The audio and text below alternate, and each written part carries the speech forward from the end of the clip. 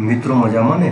વિદ્યુત ભાર અને ક્ષેત્ર ચેપ્ટરમાં આજે આપણે સ્વાધ્યાયના 1.9 થી 1.16ની સમજૂતી લઈશું. સ્વાધ્યાયના 1.9ની રકમ લઈએ. એક તંત્રમાં બે વિદ્યુત ભારો QA is equal to 2.5 into 10⁻⁻7 coulomb અને QB is equal to -2.5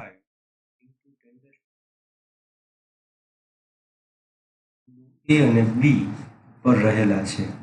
તો આ તંત્રનો કુલ વિદ્યુત ભાર અને વિદ્યુત ડાયપોલ ચાક માત્રા કેટલી એ આપણે શોધવાની છે. જો આપણે રીતનો વિચાર કરીએ તો અહીં વિદ્યુત ડાયપોલ ચાક માત્રા શોધવાની હોવાથી સદિશ P is equal to Q into 2A સદિશ એવા સૂત્રનો આપણે ઉપયોગ કરી શકીએ. આપણે આકૃતિની અંદર બે વિદ્યુત ભારો QA બિંદુ A 0,0 - 15 સેન્ટીમીટર પાસે, QB વિદ્યુત ભાર -2.5 into 10⁻⁷ કુલમ એ 0,015 સેન્ટીમીટર બિંદુ પાસે એટલે કે Z અક્ષ પર રહેલા છે. સૌથી પ્રથમ પ્રશ્ન છે કે આ તંત્ર પરનો કુલ વિદ્યુત ભાર શોધો. કુલ વિદ્યુત ભાર Q બરોબર QA પ્લસ QB. જો બંનેનું આપણે મૂલ્ય મૂકીએ તો 2.5 into 10⁻⁷ - 2.5 into 10⁻⁷ કુલમ બંનેનો કુલ સરવાળો શૂન્ય થવાથી તંત્રનો કુલ વિદ્યુત ભાર શૂન્ય થશે.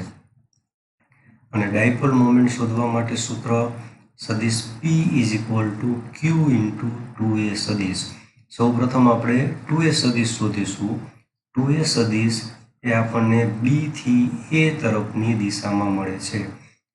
વિદ્યુત ડાયપોલ મોમેન્ટની દિશા ઋણ વિદ્યુત ભારથી ધન વિદ્યુત ભાર તરફ હોવાથી અહીં આપણને 2A સદિશની દિશા B થી A તરફ મળે છે.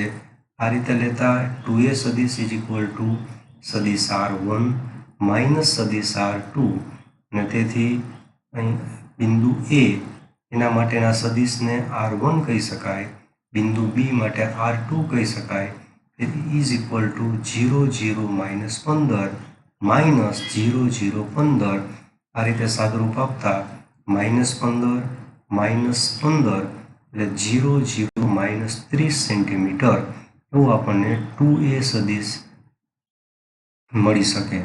જો તેનું મૂલ્ય લઈએ તો માનાંકમાં 2A સદિશ ઇઝ ઇક્વલ ટુ x ઘટકનો વર્ગ, y ઘટકનો વર્ગ અને z ઘટકનો વર્ગ એટલે 30નો વર્ગ થશે. સાદુરૂપ આપતા 2A સદિશનું મૂલ્ય 30 સેન્ટીમીટર થશે. જો આપણે ડાયપોલ મોમેન્ટ લઈએ તો ડાયપોલ મોમેન્ટ સદિશ P is equal to Q into 2A 2.5 into 10⁻⁷ 30 into 10⁻² અને આ રીતે લેતા તેનું સાદુરૂપ 7.5 into 10⁻8 સેન્ટીમીટર, પરંતુ તેની દિશા ઋણ વિદ્યુત ભારથી ધન વિદ્યુત ભાર તરફ એટલે કે B થી A તરફ થશે અને તેનું બીજી રીતે તેની દિશા ઋણ Z અક્ષ પર થાય છે તેવું આપણે કહી શકીએ અને તેનું મૂલ્ય 7.5 into 10⁻8 સેન્ટીમીટર થશે. સ્વાધ્યાયનો 1.10 લઈએ તો સ્વાધ્યાયના 1.10માં 4 into 10⁻⁹ કુલમ મીટરની ડાયપોલ ચાક માત્રા ધરાવતી એક વિદ્યુત ડાયપોલને 5 into 10⁴ ન્યૂટન પ્રતિ કુલમના સમાન વિદ્યુત ક્ષેત્રમાં 30 ડિગ્રીના ખૂણે રાખેલી છે. તો ડાયપોલ પર લાગતા ટોર્કનું માન શોધો. સમાન વિદ્યુત ક્ષેત્રમાં મૂકેલી વિદ્યુત ડાયપોલ પર લાગતા ટોર્કનું સૂત્ર ટો બરોબર PE sin થીટા. P આપણને આપેલું છે, E સદિશ E આપણને આપેલું છે. એ બે વચ્ચેનો કોણ થીટા 30 ડિગ્રી છે. તો ટોર્ક માટેનું સૂત્ર ટો બરોબર PE sin થીટા. બધા મૂલ્ય તેમાં મૂકી દઈએ તો P 4 into 10⁻⁹, capital E 5 into 10⁴, અને sin 30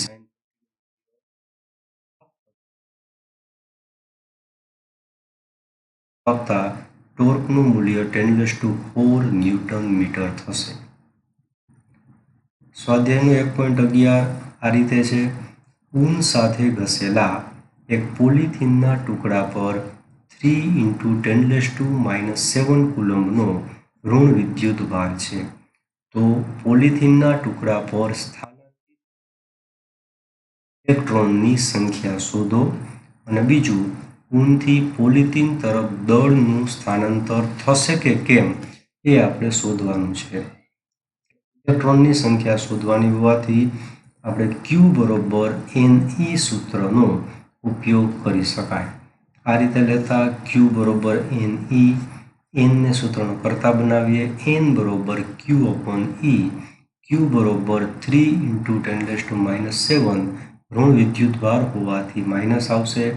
ઇલેક્ટ્રોનનો વિદ્યુતભાર -1.6 × 10⁻⁹ સાદુરૂપ આપતા -19 ઉપર આવશે +19, 19માંથી 7 જતા 10⁻12 -+ 3/1.6 1.875 × 1012 ઇલેક્ટ્રોન ઊન પરથી પોલિથીન પર જશે. પૂર્ણાંકમાં લેતા 2 × 1012 એટલે કે 2 × 1012 ઇલેક્ટ્રોન ઊન પરથી પોલિથીન પર જાય છે. બીજો પ્રશ્ન છે કે કેટલું દળ પોલિથીન પર જશે? કારણ કે પોલિથીનના ટુકડા પર 2 × 10⁻12 ઇલેક્ટ્રોન આવતા હોવાથી તેનું દળ વધશે અને ઊનનું દળ ઘટે છે. આ રીતે લેતા પોલિથીનના દળમાં થતો વધારો એના માટેનું સૂત્ર M બરોબર MEN લઈ શકીએ. જ્યાં Me ઇલેક્ટ્રોનનું દળ 9.1 × 10⁻31 અને N માટે 1.875 × 1012 વધારે સાદુરૂપ આપતા -31 + 12 10⁻⁹ આ બેનો ગુણાકાર 17.0625 અને પૂર્ણાંકમાં લેતા 2 × 10⁻18 kg દળ ઊનના કાપડ પરથી પોલિથીન પર જશે. સ્વાધ્યાયના 1.12માં આપણને કહ્યું છે કે કોપરના અલગ કરેલા 2 ગોળાઓ A અને B ના કેન્દ્રો વચ્ચેનું અંતર 50 સેન્ટીમીટર છે. જો દરેક ગોળા પરનો વિદ્યુતભાર 6.5 × 10⁻⁷ કુલમ્બ હોય તો તેમની વચ્ચે કેટલું અપાકર્ષણ બળ લાગે? અહીં A અને B વચ્ચેના અંતરની સરખામણીમાં તેમની ત્રિજ્યા અવગણી શકાય. બીજું, જો દરેક ગોળા પરનો વિદ્યુતભાર બમણો કરવામાં આવે અને તેમની વચ્ચેનું અંતર અડધું કરવામાં આવે તો કેટલું અપાકર્ષણ બળ લાગે?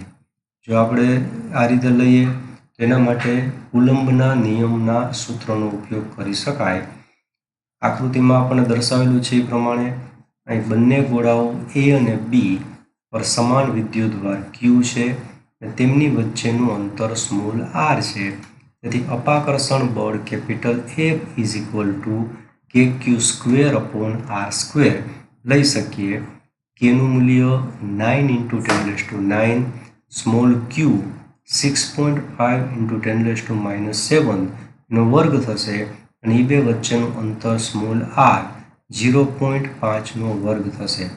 એનું સાદુરૂપ આપતા 6.5 ² 42.25 × 10⁻14 આ બધા આંકડાઓનું સાદુરૂપ આપતા 1521 અને -14 + 9 10⁻5 થશે. 0.3 અંક આગળ લઈ જતા 1.521 × 10⁻² ન્યૂટન એવો આપણને જવાબ મળી શકે. બીમાં આપણને કહ્યું છે કે જો ગોળા A અને B પર વિદ્યુતભાર પહેલા પ્રથમ કરતાં બમણો કરવામાં આવે છે અને તેનું અંતર અડધું થાય છે. જો આ રીતે લઈશું તો નવો વિદ્યુતભાર Q' બરોબર 2Q સાદરૂપની અંદર 2 × 6.5 × 10⁻⁷ એનો ગુણાકાર 13 × 10⁻⁷ કુલમ થશે. તેમની વચ્ચેનું અંતર અડધું થાય છે, તેથી r/2 0.25 મીટર થશે. અપાકર્ષણ બળનું નવું સૂત્ર F' = kq²/r².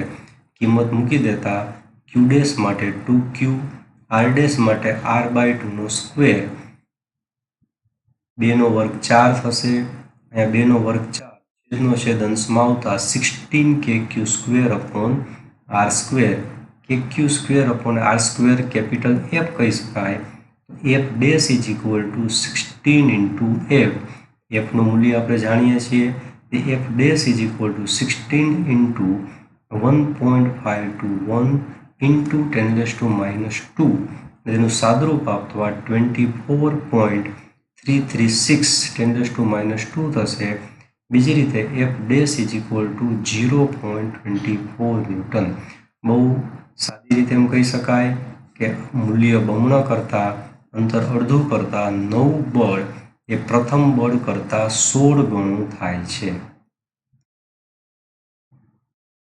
સ્વાધ્યાયના 1.3માં જો રકમ લઈએ તો સ્વાધ્યાયના 1.12માં જ તે રકમ આગળ આપેલી છે કે અહીં 1.12માં બંને ગોળાઓ સમાન માપના છે.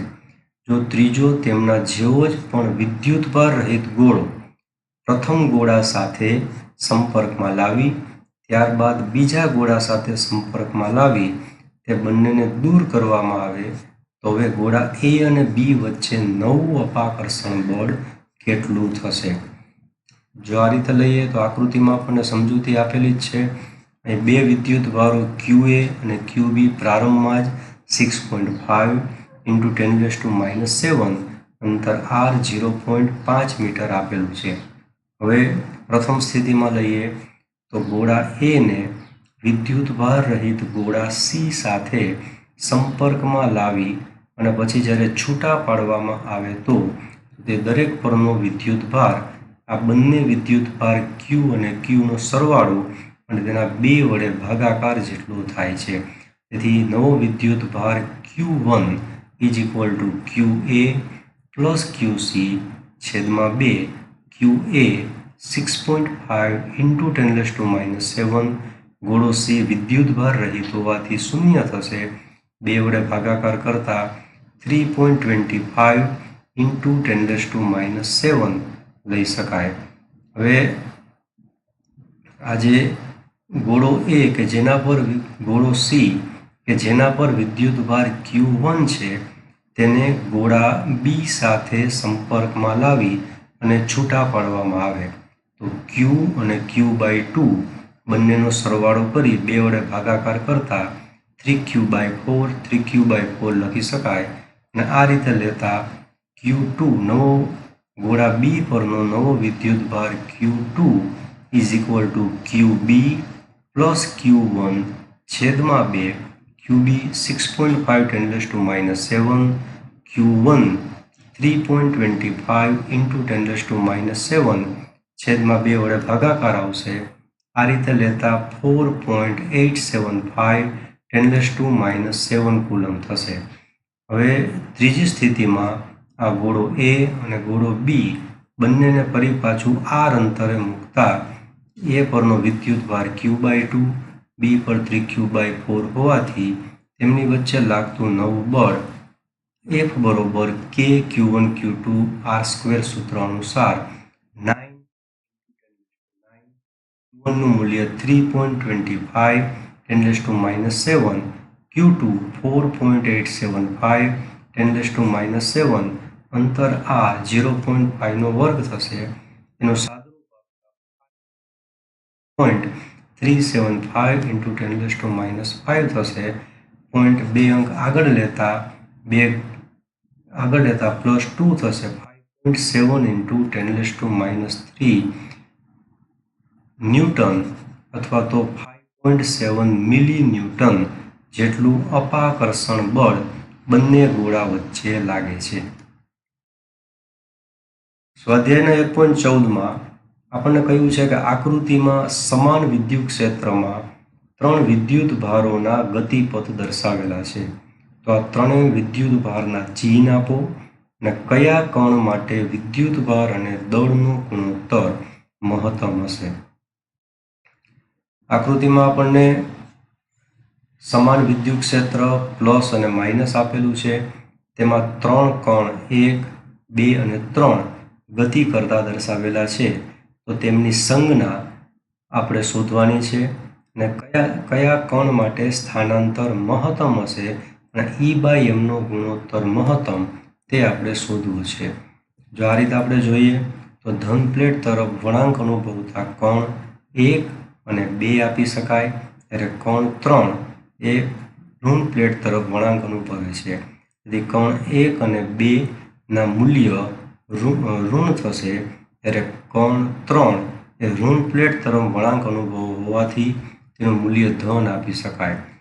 બીજું, y ચલે છે E/m સૂત્ર અનુસાર સ્થાનાંતર એ E/mના ગુણોત્તર પર આધાર રાખે છે. કણ 3 માટે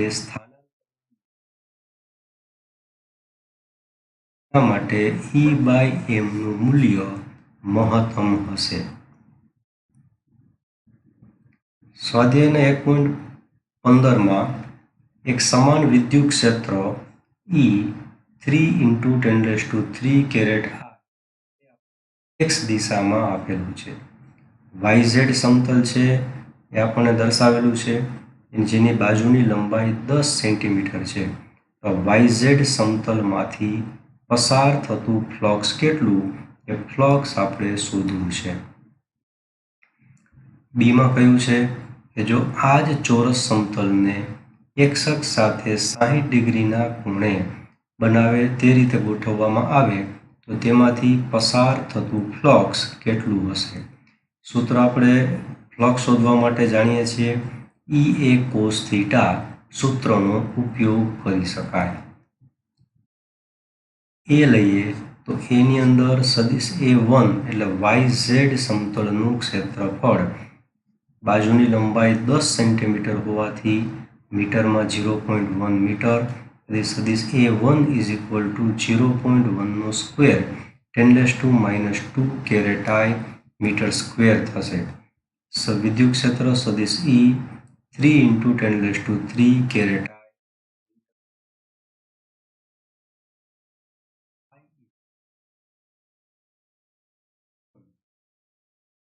I × 10³ ઇન્ટુ ક્ષેત્રફળ માટે 10⁻². phi = 30 ન્યૂટન મીટર સ્ક્વેર પ્રતિ કુલમ આટલું ફ્લક્સ સમતલમાંથી પસાર થશે. બીમાં કહ્યું છે એ પ્રમાણે જો ક્ષેત્રફળ સદિશ A2 એટલે કે નવે સમતલને x અક્ષ સાથે 60 ડિગ્રી બનાવે તે રીતે જો સમતલને ગોઠવવામાં આવે તો ક્ષેત્રફળ સદિશ A2 અને વિદ્યુત ક્ષેત્ર E એ બે વચ્ચેનો કોણ 60 ડિગ્રી થશે. આ રીતે લેતા વિદ્યુત ફ્લક્સ E.A1, તેથી ડોટ નિશાની દૂર કરતા E a cos θ, તેથી E = 3 × 10³ a 10⁻², cos 60 આપણે મૂકી શકીએ, cos 60 1/2 થશે. તેથી 30 × 1/2 phi = 15 ન્યૂટન મીટર સ્ક્વેર પ્રતિ કુલમ આટલું વિદ્યુત ફ્લક્સ તેમાંથી પસાર થશે. સ્વાધ્યાયના 1.16 1.15માંથી જ રકમ આગળ વધે છે કે 20 સેન્ટીમીટરની બાજુવાળા એક ઘન કે જેની બાજુઓ યામ સમતલોને સમાંતર રાખેલો હોય તેમાંથી કેટલું વિદ્યુત ક્ષેત્રમાંથી કેટલું ફ્લક્સ પસાર થશે. આ દાખલામાં એવું કહેવા માંગે છે કે વિદ્યુત ક્ષેત્ર છે, આ વિદ્યુત ક્ષેત્રને લંબ રૂપે એક સમતલ જો સમઘન ગોઠવવામાં આવે, અહીં એક સમઘન ગોઠવવામાં આવે તો તેમાંથી પસાર થતું ફ્લક્સ કેટલું હશે. આ રીતે લેતા જવાબ આપી શકાય કે સમઘન અહીંયા ગોઠવેલો છે તો સમઘનમાંથી પસાર થતું ફ્લક્સ શૂન્ય થશે, કારણ કે સમઘનમાંથી જેટલી ક્ષેત્ર રેખાઓ અંદર દાખલ થશે એટલી જ ક્ષેત્ર રેખાઓ સમઘનમાંથી બહાર નીકળે છે. સમઘનમાંથી પસાર થતું પરિણામી ચુંબકીય ફ્લક્સ શૂન્ય થાય છે તેવું આપણે કહી શકીએ. મિત્રો, આજે આપણે સ્વાધ્યાયના 1.9 થી 1.16 દાખલાઓની સમજૂતી લીધી. બાકીના દાખલાઓની સમજૂતી ફરી પાછું આપણે આગળના પીરિયડમાં લઈશું. તમને આમાં કોઈ ક્વેશ્ચન હોય તમે કોમેન્ટ સેક્શનમાં પૂછી શકો છો. આપણું અપમાર્ક ચેનલને તમે લાઈક કરો, સબસ્ક્રાઈબ કરો, વધુને વધુ મિત્રો સુધી તમે આ પહોંચાડો, જે વધારે વધારે મિત્રો દાખલાઓની સરળ સમજૂતી સમજી શકે. ફરી પાછું નવા વિડીયોમાં મળીશું. Till then, good bye.